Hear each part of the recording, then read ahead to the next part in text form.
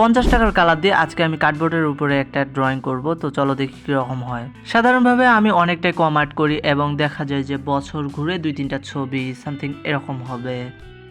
তোমরা যারা এই কালারটিকে কিনতে চাও তোমরা কিন্তু লোকাল মার্কেট থেকে ইজিলি পেয়ে যাবা। তো সেক্ষেত্রে তোমাদের কোনো প্যারা নিতে হবেই না। তো এই ছবিটা আর্ট করার জন্য প্রথমত কিন্তু আমি একটা কার্ডবোর্ডকে গোল করে কাটে নিছি। তারপরে দেখতে পাচ্ছ ওখানে যে ডিফল্ট যে তুলিটা থাকে না, সেটা দিয়ে কিন্তু আমি গাছের মেরুদণ্ডটা আর্ট করার চেষ্টা করতেছি। আমি একটু হাসালাম, যাই হোক একটু বিনোদনের দরকার আছে। তারপরে কিন্তু আমরা গাছের যে পাতাগুলো আছে সেগুলো আর্ট করে নেওয়ার পর, আর হ্যাঁ, নিচের যে ঘাসগুলো দেখতে পাচ্ছ এগুলোকে আর্ট করে নিলাম।